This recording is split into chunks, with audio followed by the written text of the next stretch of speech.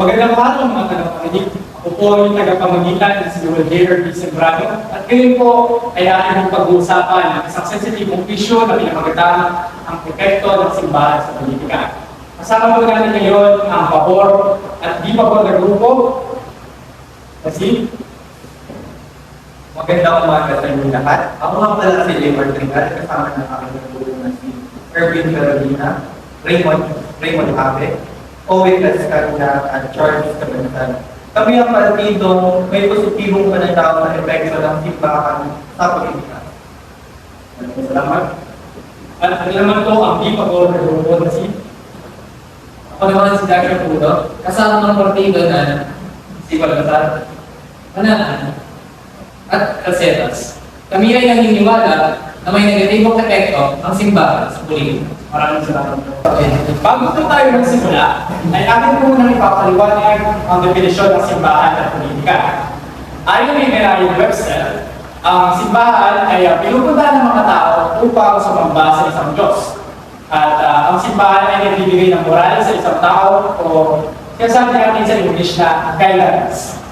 At ang politika naman po ay ang ibig sabihin po ito ay isang ginagamit ng gobyerno para kontrolin ang isang state o isang bansa. So, ipapresenta na po ng pabor na grupo ang kanilang unang argumento. Bilang sangkayong partido sa positibong epekto ng simbahan sa politika, naniniwala ang aming partido na simbahan ay maaaring magbigay na bayuran sa mga politiko at mamamayan ng ating bansa. Ang mga lituntunin at mga karapatang tao ay makikita natin sa simbahan at mga bulos nito. At magiging fundamental na struktura ng paggawa ng batas sa ating lipunan at bansa. Ako hindi sumasakay sa iyong sinabi. Sapagkat ang simbahan ay hindi dapat makialam sa politika upang maiwasan ang pagkampi o pagpili ng isang relihiyon sa isang bansa. Ngunit naramdaman natin ang malakayang influensya ng simbahan sapagkat yun ang ating national kultura. Sapagkat ayon ng Espanyol na ang politika nila ay simbahan ng isang malakas ng bumulo sa mga tao at mamamayan. Isa ito sa mga sinusunod na batas, sinusunod sa batas ng mga politika, halimbawa na lang ng pagpatay at pangaliwa. Di sa kaya ng aming grupo sapagkat dapat magkaibang pagpamalakad ng simbahan at politika. Ang paghihinasok ng simbahan sa politika ay ibang usapin sa ito kung saan unang panahon na makita ang epekto ng panghihinasok ng simbahan sa politika, ang desisyon ng tao at pamamalakad sa mga. Ako ay tutulad sa iyong sinabi. Dahil alam naman natin ang unang panahon, yung kahit nakapag ng mga Espanyol, ang mga parang Espanyol ay sakot sa marunong pamamalakad ng politika. Pero ang pinag-uusapan ay yung masalukuyan na. Ang ating gobyerno ng simbahan ay nagtatatag ng mga bagong batas na mas pinakahalagaan ang mga moral na kaisipan na umiiwas sa mga kasamang gamay na tulad ng korupsyon. Kaya mahalaga ang epekto ng paikilan ng simbahan sa loob ng politika. Ngunit, ang simbahan dapat tulok nito ay yung pagpapalawak ng pananampalataya ng isang tao o pagbibigay ng salita ng Diyos. Hindi dapat na nangingilam ang simbahan sa politika kung saan magkakaroon ng ibang direksyon ang politika. Pero, ang mga leader ng simbahan ay ibigay ng kurang na advice mo, politiko at pangalaman. Halimbawa, ang mga bayan ng Santo Papa o ng Musibog tungkol sa mga isang moral tulad ng abortion at same-sex marriage, ay walang kita ito sa debate ng mga politika at para makalutas. At isa ito sa pwede magbigay ng gawain sa mga naluktok o opisyal ng politika. Mabibigyan ng gawain ng simbahan ng mga senador, presidente, at iba pa na magdesisyon ng tama. Ngunit magkakaroon din ng mga politiko upang makakuha sa kanilang pagkasatumata. At nagiging makikita ang mga tao kung sino kung ano yung nakatulog sa politika. At hindi dapat din ang simbahan ay nagdilita sa pamamaraan ng politika. Dahil maraming mga kagaya namin nung ganun panahon, maraming mga gawain mga mali ang pinapalakad ng mga paring karamihan. Dagdag pa dito, ang simbahan ay maaaring manipulahin ang politika sa pagboto kung sino ang tapunod. Sa aming palagay, pinapatunayan nila ang mga nakaraan at hindi kasalukuyan. Dahil ang panahon natin ngayon ay magbago na. Dahil ang mga batas natin ngayon ay pinag-isipan at hinako sa mabuting asal at aral ng turo ng simbahan.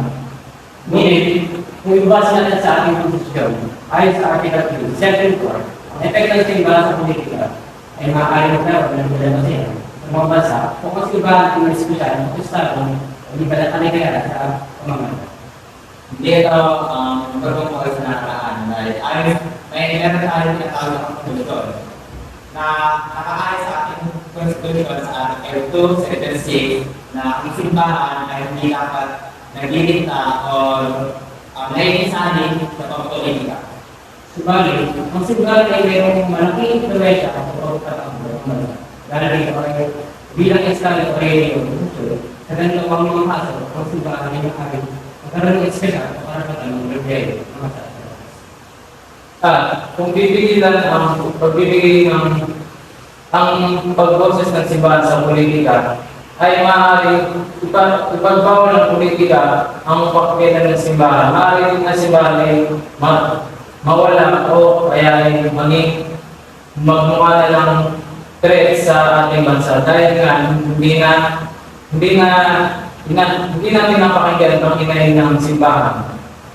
Ngunit lumalabas dito na sinasamantala ng simbahan ng tao o ang dito ng tao na sa kadahilan ng simbahan ang makakalaban nila kung tututol sila sa mga desisyon na makataas. Pero alam niyo ba, ang simbahan ay madalas na nangunguna sa mga pusang panlipunan na naglalayo. Itatulad na karapatahan ng mga mahihirapat na ating halimbawa. Ang simbahan Katoliko sa Pilipinas ay aktibong nakikinig sa mga isang panlipunan tulad ng kahirapan, edukasyon at karapatan ng tao. Pero ito ay nakasulat sa ating sitwasyon na di nga dapat nangyayalap ang simbahan sa mga politiko. Hindi nga nakikialam ang simbahan. Pagkos ito lang ang pinagkukunan ng kabayo ng ating batas. Sa usaping politika, dito makikita naman na pinapakita na kaya namang para ng politika ang tao kahit hindi makihalubilo ang simbahan. Makikita dito yung gabay na kailangan ng isang tao.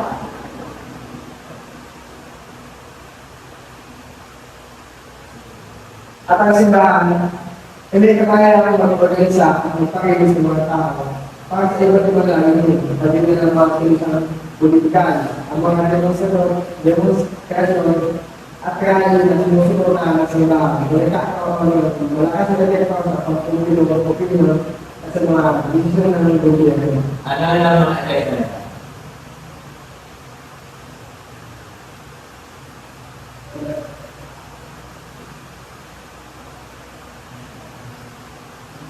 Di ba wala?